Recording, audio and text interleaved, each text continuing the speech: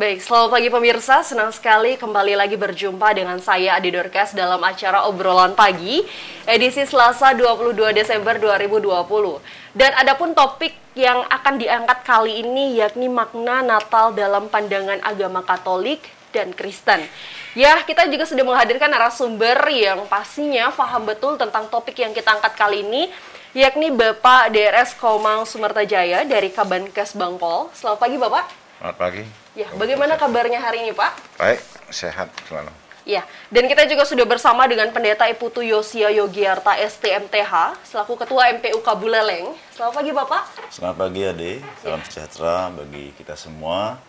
Bagaimana kabarnya hari ini? Kabar baik, sehat, dan luar biasa. Mantap. Ya, dan kita juga sudah bersama dengan Pak Yohakim Pawa SPD dari Paroki Santo Paulus Singaraja. Selamat pagi, Bapak. Selamat pagi. Bagaimana kabarnya hari ini, Pak? Luar biasa. Luar biasa. Dan pastinya sudah siap, Pak, ya, untuk memberitakan atau menginformasikan terkait hari Natal ini, Pak, ya? Iya. Iya, jadi pemirsa, seperti yang kita ketahui, bulan Desember adalah bulan yang penuh dengan hiasan pohon Natal di sepanjang jalan, bahkan di toko-toko sudah mulai diperdengarkan musik-musik Natal. Dan hari ini kita akan membahas sebenarnya apa makna dari Natal itu sendiri. Dan langsung saja ke Pak Yohakim terlebih dahulu, bisa dijelaskan mungkin apa itu Natal, Pak? Baik. Terima kasih, Adik, atas kesempatan yang diberikan pada kami. Salam sejahtera untuk semua umat beriman, khususnya untuk umat Kristiani. Pada kesempatan ini kami ingin menjelaskan sedikit hal-hal yang menyangkut Natal yang dirayakan oleh umat Kristiani pada umumnya. Ada banyak hal yang terjadi di luar sana salah paham tentang Natal itu sendiri. Saya coba untuk menjelaskan sedikit tentang Natal. Kata Natal berasal dari bahasa Portugis yang artinya kelahiran. Dalam agama Kristen atau agama Katolik, perayaan Natal selalu memperingati tentang kelahiran Yesus Kristus.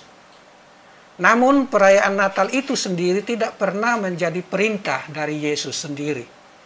Bahkan dalam kitab Perjanjian Baru pun atau dalam kitab Alkitab juga tidak ada tulisan yang menyuruh supaya merayakan hari kelahiran Yesus Kristus, baik secara pribadi dalam keluarga maupun secara umum dan serentak seperti sekarang ini. Sesudah Yesus naik ke surga dalam kelompok-kelompok umat perdana, Natal tidak mendapat perhatian. Natal baru mendapat perhatian setelah umat Kristiani mulai merefleksikan imannya kepada Yesus yang bangkit, mulai abad pertama sampai dengan abad keempat. Lalu pertanyaannya adalah kapan Natal dirayakan secara umum seperti sekarang? Dari data sejarah gereja Kristiani dalam kalenderium Romawi yang ada di Roma, perayaan Natal untuk pertama kalinya dirayakan secara umum dan serentak di seluruh dunia pada tahun 336 sesudah Masehi. Artinya, sebelum tahun 336 ada perayaan Natal tapi tidak umum, tidak serentak, tidak universal. Artinya ada dalam kelompok-kelompok umat tertentu. Lalu kapankah tanggal 25 ditetapkan sebagai tanggal kelahiran Yesus Kristus? Ada dua versi informasi yang berbeda mengenai penetapan tanggal tersebut. Yang pertama menurut kalenderium Romanum, yaitu tahun 336, yang memperhitungkan dengan cermat kapan Maria menerima kabar gembira dari malaikat Gabriel, yang teman-teman kita umat Islam sebut Jibril, dan mulai mengandung oleh Roh Kudus. Kalau dihitung menurut kalenderium seperti sekarang, maka Maria menerima kabar bahwa ia akan mengandung yaitu bulan Maret. Hanya sedikit tercatat di dalam Alkitab. Versi lain, tanggal 25 Desember diambil dari hari raya atau perayaan Dewa Matahari bangsa Eropa sebelum memeluk agama Kristen, yaitu setelah tahun 336. Kemudian terjadi adaptasi atau adopsi budaya yang baik ke dalam tradisi agama Kristen. Mungkin lebih cocok disebut terjadinya proses inkulturasi atau akulturasi tradisi atau budaya atau kebiasaan saat itu. Ketika agama Kristen masuk ke Eropa, kalau kandang Natal dan pohon Natal serta tradisi Sinterklaas adalah tradisi dari orang Kristen Amerika. Jadi selama 300 tahun sebelum tahun 336, Natal belum dirayakan secara umum atau universal dan serentak seperti sekarang ini. Tetapi ada kelompok-kelompok umat yang sudah mulai merayakan peringatan kelahiran Yesus Kristus. Sehingga sampai sekarang ada beberapa aliran yang merayakan Natal berbeda waktu. Bahkan tanggalnya pun berbeda. Misalnya, Gereja Katolik Roma dan beberapa denominasi Kristen merayakan Natal pada tanggal 25 Desember. Gereja Katolik Armenia merayakan Natal tanggal 6 Januari. Sedangkan agama Katolik Ortodoks merayakan Natal pada tanggal 7 Januari. Agama Katolik Roma merayakan Natal pada tanggal 24 Desember malam hari menyongsong kelahiran Yesus. Maka ada perayaan misa malam Natal. Boleh dibandingkan dari teman-teman kita Hindu yang merayakan galungan, ini adalah penampahan galungan.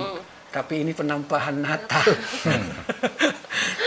Pada tanggal 25 Desember pagi hari sebagai puncak perayaan Natal.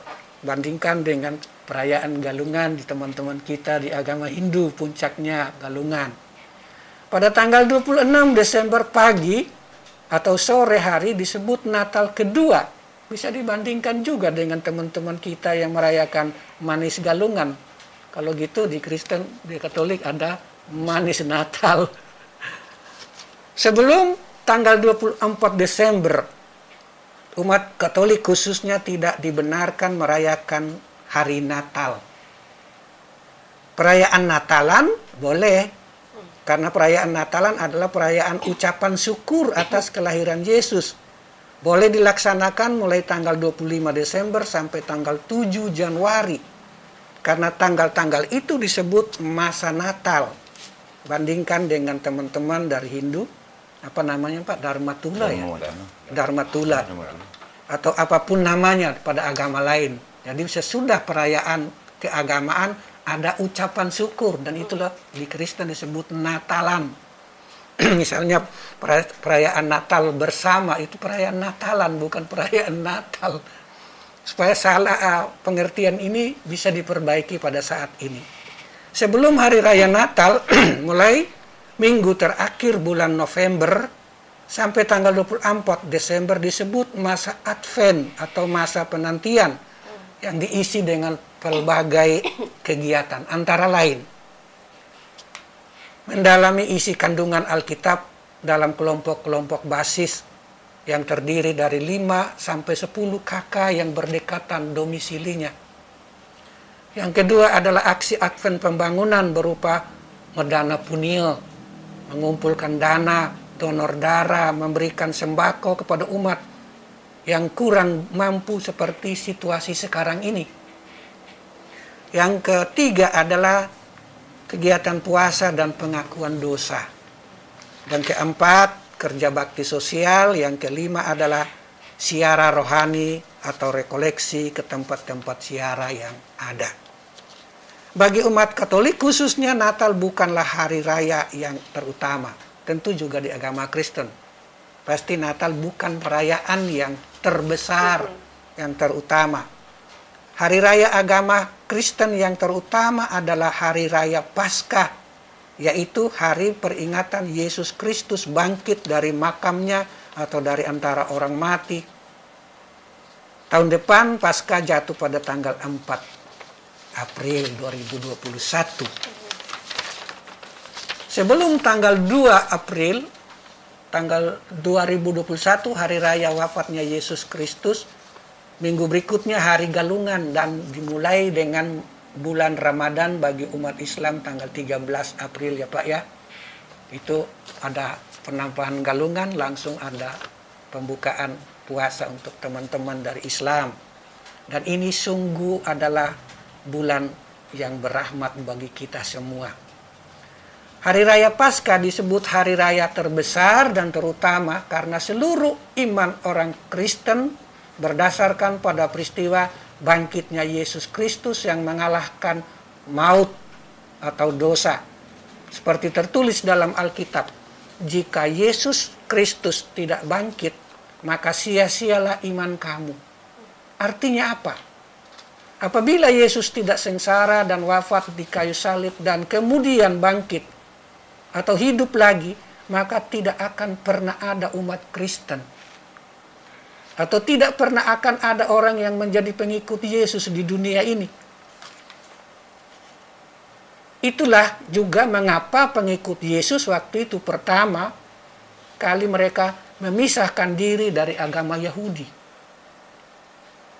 yang beribadat pada hari Sabat atau hari Sabtu atau hari ketujuh. Dan pengikut Yesus waktu itu beribadat pada hari pertama, yaitu hari Minggu. Sampai sekarang pengikut Yesus, yaitu orang Kristen, beribadat atau merayakan hari rayanya tiap minggu adalah hari Minggu, hari pertama. Tidak merayakannya atau untuk merayakan hari kebangkitan Yesus. Khusus bagi agama Katolik dan agama Kristen pada umumnya, ada 5 makna dari hari raya Natal itu. Yang pertama, Natal adalah perayaan pengorbanan. Artinya, kedatangan Yesus Kristus ke dunia oleh karena kasih Tuhan yang mau menyelamatkan dan menebus umat manusia dari kuasa setan. Yang kedua, Natal adalah perayaan solidaritas. Artinya, Yesus lahir sebagai manusia untuk merasakan apa yang dirasakan oleh manusia. Dia mengosongkan diri dan mengambil rupa manusia menjadi hamba. Yang ketiga adalah Natal merupakan perayaan kesederhanaan. Artinya kelahiran Yesus di sebuah kota kecil di Bethlehem dalam palungan makanan hewan dalam kandang, bukan di rumah sakit yang mewah. Natal adalah perayaan universalitas. Artinya kelahiran Yesus untuk semua makhluk, terutama untuk semua umat manusia dari segala bangsa. Seperti dikatakan malaikat Tuhan. Dan kedatangan 3 raja dari ras yang berbeda. Kulitnya hitam, ada sawo matang, dan ada yang putih. Itu berarti kedatangannya untuk semua bangsa. Dan yang kelima, Natal adalah sebuah perayaan historisitas. Artinya Yesus yang diimani umat Kristen benar pernah ada. Pernah lahir di dunia. Dia dewasa, menderita, disalib, wafat, dikuburkan, dan bangkit. Hidup lagi, serta naik ke surga. Itulah sejarah hidupnya. Naik ke surga mengisyaratkan bagi umat Katolik dan Kristen percaya sangat, yakin juga bahwa Yesus sampai sekarang hidup dan tetap hidup selamanya. Dan berjanji akan datang kembali untuk kedua kalinya. Saudara-saudaraku seiman, tema Natal bersama, Natalan bersama umat Kristiani tahun ini adalah, dan mereka akan menamakan dia Immanuel, yang diambil dari Matius bab 1 ayat 23. Perihal jadwal perayaan Natal umat Kristiani, khusus untuk Katolik Kabupaten Buleleng tahun ini sebagai berikut. Misa malam Natal diadakan 3 kali, yaitu pukul 16.30, 19, dan 21.30. Tiap kali misa hanya dihadiri oleh 200 orang umat. Demikian juga hari Natal tanggal 25 Desember 2020 diadakan 2 kali misa, yaitu pagi jam 9 dan sore pukul 17 WITA. Dan Natal kedua pada tanggal 26 Desember 2020 diadakan pukul 8 pagi. Hal ini diatur dan dilaksanakan agar menghindari kerumunan umat. Hal lain yang mendapat perhatian adalah umat diharapkan tidak berkerumun di luar gereja dan diharapkan segera kembali ke rumahnya masing-masing. Acara Natalan bersama umat juga ditiadakan. sampai dengan sekarang umat Katolik khususnya belum ada yang terindikasi virus COVID-19 Corona. Puji Tuhan, semuanya atas sikap umat yang selalu taat asas atas aturan yang berlaku. Kita percaya Tuhan selalu melindungi umatnya. Demikian sedikit uraian kami tentang Natal dan makna Natal dari pandangan agama Katolik dan Kristen. Kami ucapkan salam sejahtera dan salam kerukunan. Demikian. Baik, jadi terima kasih untuk Pak Yohakim yang sudah memaparkan makna Natal gitu ya. Dan tadi juga sudah disampaikan 5 poin, 5 makna Natal, bahwa secara singkat mungkin yang dapat saya tarik bahwa Natal itu adalah bentuk kasih Tuhan kepada setiap makhluk gitu ya, setiap makhluk yang Dia ciptakan dan setiap manusia yang ada gitu, dari seluruh bangsa gitu ya, dari 3 ras warna kulit tadi dijelaskan detail gitu ya. Baik, itu adalah pandangan Natal dari agama Katolik gitu ya. Dan mungkin dari Pak Yogi mungkin ada yang ingin disampaikan terkait bagaimana makna Natal secara dari agama Kristen Protestan sendiri. Ya, terima kasih Ade. Salam sejahtera bagi kita semua, salam kerukunan untuk kita semua. Apa yang sudah disampaikan oleh senior saya, Pak Yohakim, sudah lengkap gitu ya. Dan kalau misalnya berdasarkan dari Kristen, itu artinya secara garis besar yang bersama. Kenapa? Berpusatnya kepada Tuhan Yesus Kristus. Tentang kelahirannya, dan juga sepakat bahwa bukan yang terbesar di Natalnya, tapi itu di Paskah. Nah, kenapa Natal itu seolah-olah menjadi besar gitu ya? Karena dekat dengan tahun baru ya. Kemudian dirayakan hampir tahun baru, kemudian hampir secara internasional dirayakan, sehingga kelihatan gaung seperti itu. Dan memang secara makna itu Tuhan Yesus itu karyanya tidak hanya lahir saja, tapi sampai berkarya, sampai kemudian mati di kayu salib dan juga naik ke surga. Ya, kebangkitannya, nah itu yang menjadi poin. Nah, mungkin ada yang saya tambahkan, mungkin ada juga yang mungkin bertanya-tanya, kenapa perayaan itu kemudian di kami di Kristen itu justru agak berbeda, gitu ya. Karena kadang-kadang dibuat di masa Advent gitu. Oh ya, tadi disampaikan masa Advent pun kami juga ikut melakukan penghayatan tersebut. Tapi juga di denominasi kami ada juga yang tidak memakai masa Advent itu, karena memang denominasi Kristen Protestan itu lebih banyak dia, sehingga pemahamannya juga lebih bervariasi begitu ya. Oleh karena itu saya kembali mengatakan tidak yang berbeda, tapi dari garis besar itu sama, tapi pemaknaannya adalah tentang Tuhan Yesus Kristus. Ya, jadi seperti yang disampaikan bahwa sebenarnya Natal itu bukanlah hari raya yang besar bagi umat Kristiani gitu ya. Terbesar. Bukan yang terbesar gitu ya, bukan yang terbesar hanya saja karena mepet sama perayaan tahun baru gitu ya. Jadi memang terkesan besar. Yang tadi disampaikan bahwa yang terbesar itu adalah Paskah yang adalah kebangkitan, hari kebangkitan Tuhan kita, Tuhan Yesus Kristus gitu ya.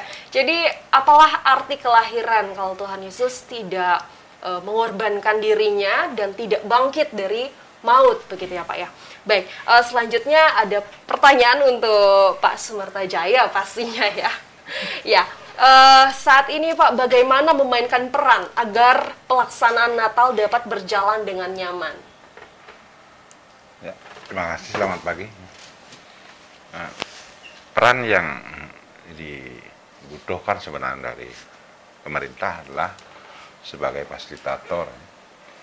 Pemerintah berperan sebagai fasilitator, artinya menyiapkan, kemudian bagaimana memelihara kerukunan umat beragama melalui